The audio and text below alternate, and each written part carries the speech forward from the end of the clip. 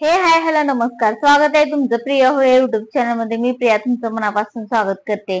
आता आपल्या महाराष्ट्रामध्ये बऱ्याच महिला बऱ्याच चांगल्या ठिकाणी, चांगल्या पोस्टवर, चांगल्या ठिकाणी, म्हणजे की फक्त महाराष्ट्रातच नाही तर महाराष्ट्राच्या बाहेर सुद्धा आपल्या जे काही महिला वर्ग आहे ते काम करत असतात. आणि जी म्हणजे एखाद्या घरातली, एखाद्या सामान्य कुटुंबातली किंवा एखाद्या गरीब घरातली मुलगी जर एखादं एकदम चांगलं काम करायला गेली की म्हणजे की काही लोकांच्या पोटात दुखतं बघा, की लगेच त्यांना असं खूप राग येतो, चिडचिड येते किंवा त्यांना बघवतच नाही, किंवा त्यांना असं वाटतं की ही कशाला कामाला चालली, किंवा हिचं यश म्हणजे ही आता यशाच्या मार्गावर चालली. थोडक्यामध्ये की आता ही एवढी शिकून मोठी काम करायला लागलेली आहे आणि हे काम करत असताना बऱ्याच अडचणींना महिलांना आणि मुलींना सामोरे जावं लागतं. का माहितीये का? कारण की आपण जर काम करायला लागलो महिला वर्ग, तर सगळ्यात महत्वाचं म्हणलं तर आपल्या नातेवाईकांमध्ये, आपल्या शेजाऱ्या पाजाऱ्यांमध्ये एकदम असं की गंभीर वातावरण त्यांचं निर्माण होतं की आता ही कामाला चालली, यांची परिस्थिती सुधरेल, गरिबीतनं वर जातील काय, माडी बांधतात काय, बंगला बांधतील काय, गाडी घेतील काय, असं तसं त्यांचं नाही ते विचार येतील. समाजामध्ये प्रतिष्ठा तर मिळणारच, कारण कामाला लागणार, किंवा एखादं एक्स्ट्रा ऑर्डिनरी काम करायला लागली एखादी महिला की ह्या शेजाऱ्या पाजाऱ्यांच्या पोटात दुखतं, किंवा नातेवाईकांच्या पोटात दुखतं, किंवा भाऊकीच्या सुद्धा पोटात दुखतं, किंवा आपल्या जवळच्या कुणीही म्हणजे लोक लगेच त्या महिलेला नाव ठेवायला चालू करतात, किंवा त्या मुलीला नाव ठेवायला चालू करतात की तिला पहिल्यांदा तर तिच्या चारित्र्यावर बोट केलं जातं. सगळ्यात महत्वाचा घाव घालण्याचं काम असतं की म्हणजे की एक प्रकारचं की लगेचच जी महिला इतक्या दिवस घरात बसून काम म्हणजे घरात बसून होती, ती अचानक कामाला निघाली किंवा कामाला चालली की तिच्यामध्ये कल असतं, किंवा जी काही तिच्यामध्ये ती गुण असतात की ती असलं काम करू शकते, म्हणजे खूप चांगलं काम करू शकते, किंवा घराबाहेर पडून ती स्वतःच एक काहीतरी विश्व निर्माण करू शकते, किंवा काहीतरी करू शकते थोडक्यामध्ये. की पण अशा महिलांच्या विरोधात म्हणजे की त्या महिलेला गप्प करायचं म्हणलं तर डायरेक्टली तिच्या चारित्र्यावर बोट केलं जातं पहिल्यांदा, आणि तिला असं समजलं जातं किंवा असं तिच्यावर बोट दाखवली जातात की ही घराच्या बाहेर चालली, कामाला चालली, किंवा आता तर ही बिघडली, किंवा ही बिघडलेली बाई आहे, किंवा बिघडलेली मुलगी आहे, किंवा तिच्या चारित्र्यावर संशय घेतला जातो, किंवा त्यांना काही घेणं देणं नसतं बरं का. की म्हणजे जी तुमच्या चारित्र्यावर संशय घेत असतात की कॅरेक्टरवर बोलत असते तुमच्या, त्यांना तुमच्याशी काही घेणं देणं नसतंय आणि तुमच्याशी घेणं देणं पण नसतंय.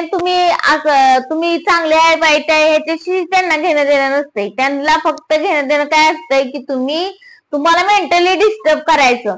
कारण एखादी स्त्री किंवा कोणीही इतर असू द्या, जी मेंटली डिस्टर्ब झाली की तिचं तिच्या कामावरचं फोकस हे कमी होतं, किंवा तिचा आत्मविश्वास हा कमी होतो, असं सगळ्यांना माहितीच आहे. पण ही गोष्ट न होऊ देता, म्हणजे की कोणी जर आपल्या कॅरेक्टरवर बोलत असेल तर आपल्याला त्याला उत्तर देता आलं पाहिजे, आणि आपण ते दिलं पण पाहिजे. कारण विषय हा कॅरेक्टरचा असतो, आपल्या आत्मसन्मानाचा असतो, आपल्या इज्जतीचा असतो, आणि आपल्या प्रतिष्ठेचा असतो, मानाचा असतो. त्यामुळे आपण अशा गोष्टींना बळी न पडता, जे काही निगेटिव्ह लोक असते जे आपल्या चारित्र्यावर किंवा कुठल्याही प्रकारचं आपल्यावर शिंतोडे उडवायचं काम करत असतात, त्यांचा हेतू फक्तच असतो की आपल्याला सायकल करण्याचा त्यांचा हेतू असतो, आणि सायकोलॉजिकल आपल्याला त्यांनी डिस्टर्ब करायला ठरवले असतात. कारण त्यांना माहिती आहे की आपण जर एकदा सायकोलॉजिकल डिस्टर्ब झालो तर आपल्या कामाकडे सुद्धा दुर्लक्ष होतं, आणि आपण आपलं काम ही व्यवस्थित करू शकत नाही. त्यामुळे अशा लोकांकडे लक्ष न देता आपण आपल्या जे काय आपलं फोकस आहे, जे काय आपलं काम कार्य आहे ते आपण व्यवस्थित केलं पाहिजे, आणि आपण त्या मार्गावरून कधी नाही बाजूला पडलं पाहिजे. कारण काय माहितीये का, ज्या वेळेस आपल्या कॅरेक्टरवर गोष्ट येते ना, त्यावेळेस समजून जायचं की आपण out of the box performance करतोय. म्हणजेच की काय out of the box performance म्हणजे काय माहितीये का, की एक अप्रतिम कामगिरी आपण करतोय. आपल्या जे आपण आता काम घेतलेलं आहे हातामध्ये, ती म्हणजे थोडक्यात आता एक उदाहरण सांगते तुम्हाला. जर आता मी युट्यूब मध्ये काम करायला लागले तर माझ्या काही लोकांना बघत नसतं, किंवा नाते संबंधामध्ये असू द्या, किंवा भावकीत असू द्या, किंवा मित्र परिवारामध्ये असू द्या, किंवा कोणीही असू द्या, की लगी शेजारी पाजारी असू द्या, किंवा कोणीही समाजामधली व्यक्ती, किंवा जी काही बघणारी कमेंट करणारी वाईट वाईट कमेंट तर 100% करते तीच लोक. जर त्यांना आवडत नसेल एखादी स्त्री काम करते अशी सोशल मीडियावरती, किंवा ती तिचं काम व्यवस्थित पद्धतीने करायला, कुणालाही न घाबरता न भीता, कुणाचाही न विचार करता ती तिचं मत मांडते, तिच्या स्वतःबद्दल बोलते, किंवा इतर महिलांनाही जागृत करण्याचा प्रयत्न ती करते. थोडक्यात मी उदाहरण देईल या माझं.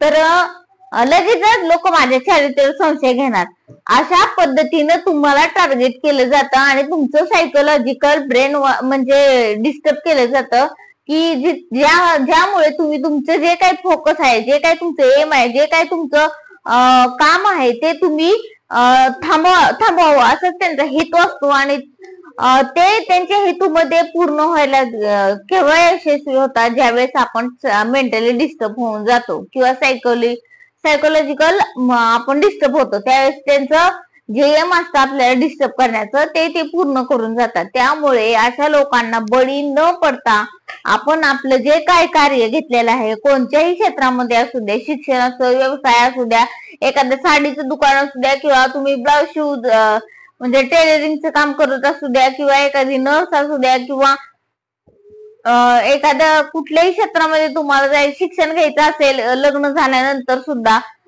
तरी तुम्ही शिक्षण घेताना सुद्धा तुम्हाला बऱ्याचपैकी असं ऐकायला भेटत असतं की कॉलेजमध्ये मुलं वगैरे असं तसं तसं काय काय काय काय नको नको नको ते चारित्र्याबद्दल महिलांच्या म्हणजे बोललं जातं.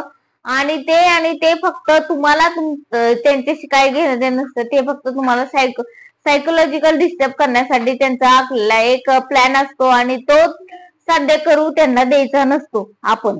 कारण त्यांना फक्त आपल्याला आपल्या कामापासून दुर्लक्ष आपलं व्हावं यासाठी त्यांचा तो हेतू चालू असतो, त्यांचं ते काम चालू असतं. त्यामुळे त्यांना ते काम करायला त्यांना त्यांचा जीवाची शेवटची बाजी लावू द्या, पण तुम्ही तुमचं कर्तव्य आणि तुमचं काम हे कंटिन्यू चालू राहू द्या. कारण तुम्हाला माहिती असतं की तुम्ही out of the box performance करत चालला आहात, आणि त्यामुळे याच्या सगळ्यांच्या पोटात दुखायला लागलेलं असतंय.